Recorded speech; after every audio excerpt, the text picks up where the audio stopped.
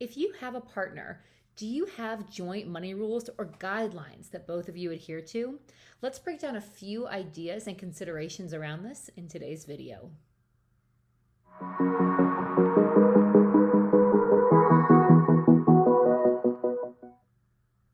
A few years ago, inspired by a Bigger Pockets podcast, my husband and I sat down and we talked through more of our money rules, and we actually formalized them by writing them down on a piece of paper together. Now, we have always been very open and candid about money, even in our early dating days, and then especially when we realized that we were going to be serious, we always incorporated money talks into our daily conversations or weekly conversations. So we've never been afraid to discuss money.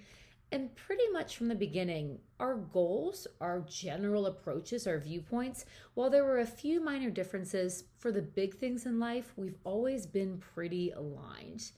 Now, sitting down to go through this exercise, to actually write things down on a piece of paper, it gave us an opportunity to really clarify, to go deeper, to really understand more core motivations around needs, wants, desires, goals, things that each of us wanted to achieve financially.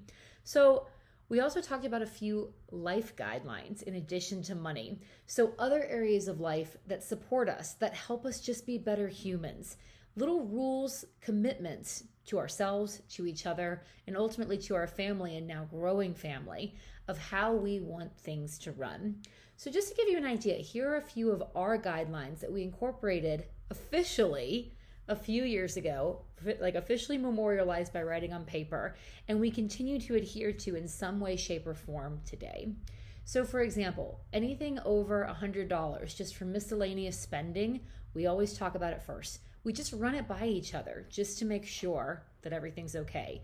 $100 is our threshold. Underneath that, we don't sweat it. We have joint accounts and we just don't sweat it. We just spend anything above 100, we need to run by each other just to make sure we're on the same page. The next one, around long-term investing.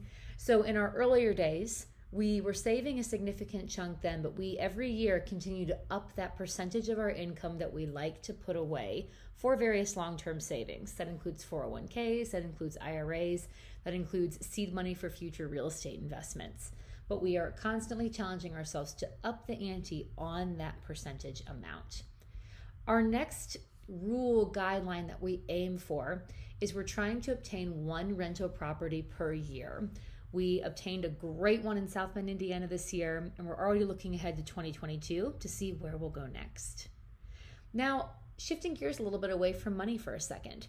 On a personal life front, we have a commitment to each other that we work out at least 3 times a week, 30 minutes at a minimum. Could we work out more? Sure, and we do often, but at a minimum, we aim for 3 times a week. This is just for general health and fitness to keep us both healthy, and it always makes us feel better. So we have that commitment to each other. On the professional front, when we are working for companies and not self-employed, we only work for companies that value us and pay us what we're worth. We don't settle. And if one of us is interviewing or looking for a job or an offer comes in, we of course always sit down and talk about, is this worth it? Is this a great opportunity? And how will this help our family in the long term? In terms of net worth, our goal every year is to grow our net worth by 20%. And so we aim to do that through saving, through investing, and through obtaining other assets that we know are going to continue to work for us in the future. Travel, again, shifting back to a personal front. Some of this got thrown off with COVID, but one of our travel rules, commitments to each other, is we like to take one domestic trip and one international trip every year.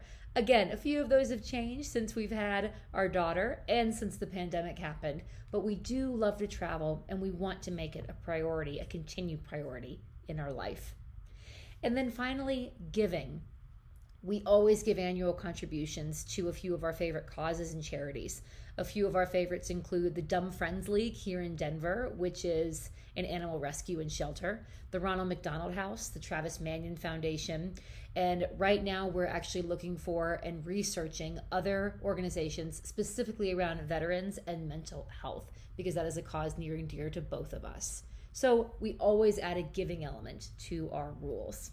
And then every year we sit down, we review these together, and we say, are these numbers on track? Is this still what we want?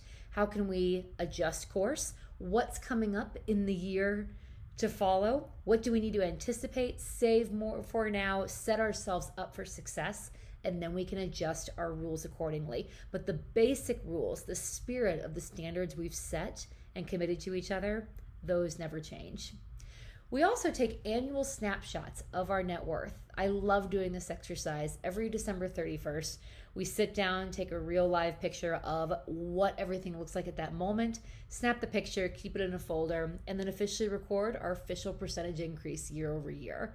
It's a fun exercise for us to look back, look at the progress we've made, and strategize for the year to come.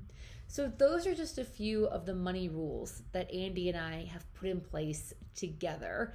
It helps keep us focused. It keeps us honest and committed to each other, not only in our finances, but in all areas of our life. And it keeps us excited and on the same page. So in the day in, day out of living life, we know exactly what path we're on, what we're working towards, and we can't wait to celebrate our successes in the future. So that is it for today's video. If you like the content I'm putting out, ring the bell to subscribe below and tell me in the comments below, do you have money rules, standards, or guidelines with your partner? If you're single, do you have an accountability partner that you check in with?